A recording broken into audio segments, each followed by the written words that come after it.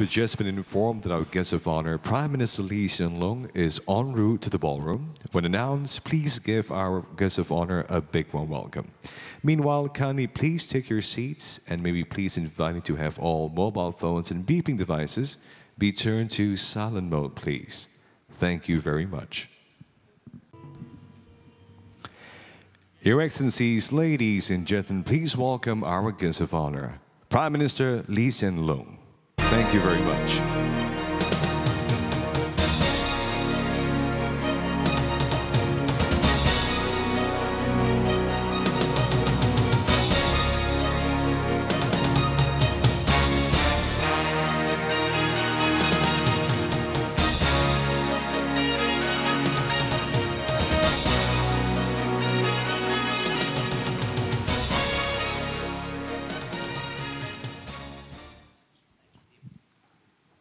Please be seated, ladies and gentlemen. Thank you very much. Prime Minister Lee, good morning. Your Excellencies, distinguished guests, ladies and gentlemen. Good morning and a warm welcome to the inaugural South Asian Diaspora Convention 2011 here at the Resort World Sentosa, Singapore's very own South Island.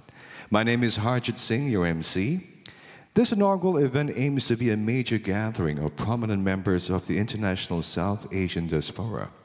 The convention will also give delegates an opportunity to facilitate discussion on topics of mutual interest, to interact and exchange ideas with fellow South Asians, and serve as a business networking hub. With a collective of interactive sessions, this convention will bring to the table a steady stream of innovative concepts and new perspectives, truly linking the South Asia diaspora in heart and in spirit. Prime Minister Lee, Your Excellencies, ladies and gentlemen, to begin our inaugural convention, please join me in welcoming Ambassador Gopinath Pillai, Chairman of the Institute of South Asian Studies, Singapore, for his welcome address. Ambassador Pillai, please.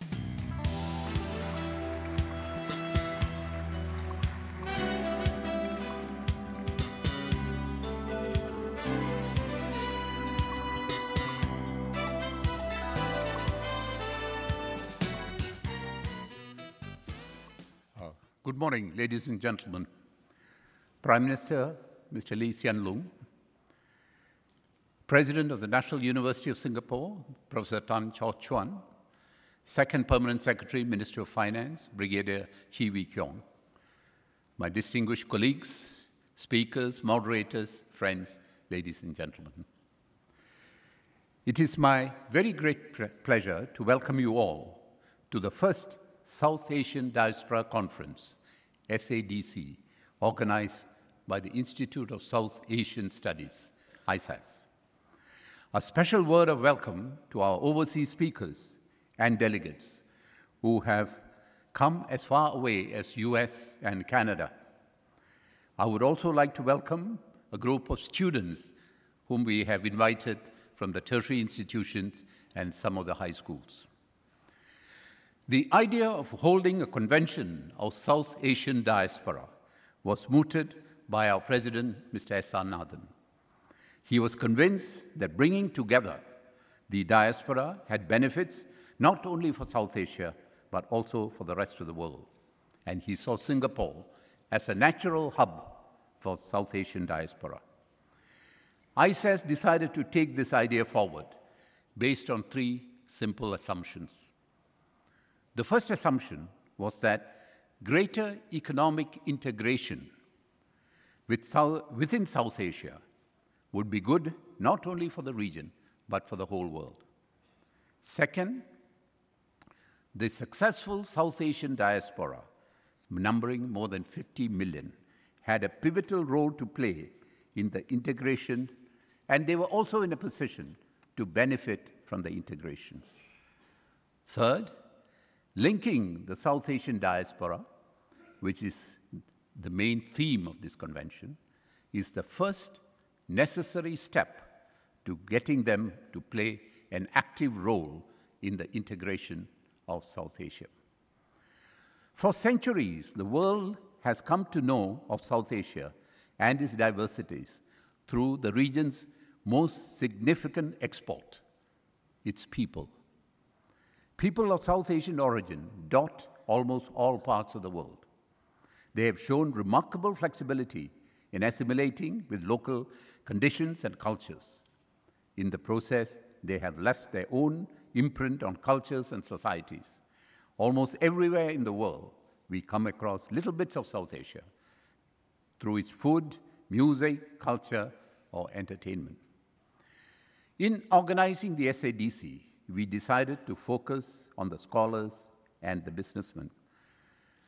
In other words, the doers and the thinkers. We knew that we were taking a little bit of a risk because nothing of this type had been done before.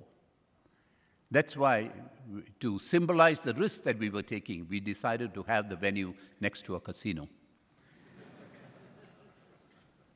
The scholars embraced the idea well, but the businessmen were more coy.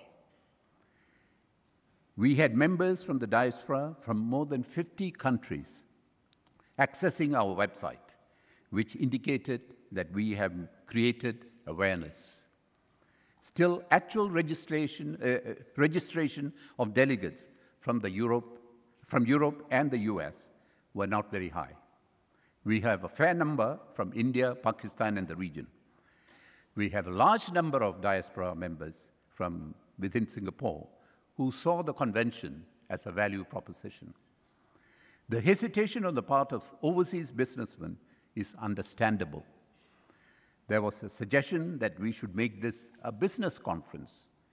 I knew that this would not work because of the many barriers and discriminatory practices that exist within South Asia. It is our belief that the diaspora, with the immense influence that they have in their countries of origin, can indeed persuade the countries, their own countries of origin, to bring down these barriers. This cannot be achieved overnight, but it is something to work on. And I feel the seed that we sow today can gradually grow and blossom given time and effort. Furthermore, the prosperous community with accumulated wealth in excess of $500 billion can play a significant role in the economic growth of South Asia by connecting the region to global economic networks. ISAS, a Singapore-based research institute, can make a valuable contribution. We have a distinguished research faculty. The institute is known for its objective analysis. It is an intellectual hub for South Asia, creating greater awareness about the region and facilitating its understanding. The South Asian diaspora has been an important part of ISAS's research agenda and will continue to remain so in the future. In order to keep alive the spirit of this convention, we will keep the website active, and we hope to make the convention a regular event by organizing it once every 2 years. I'm confident that over time, this gathering of the diaspora will successfully achieve its objective of linking non-resident South Asians and help in greater integration of South Asian region. Over today and tomorrow, you will have the opportunity of hearing several eminent speakers. We are delighted to have the Honorable Prime Minister as our guest.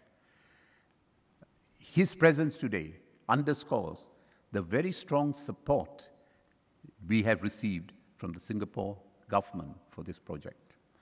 I also take the opportunity to thank all our partners, particularly the Singapore government agencies and the supporting organizations.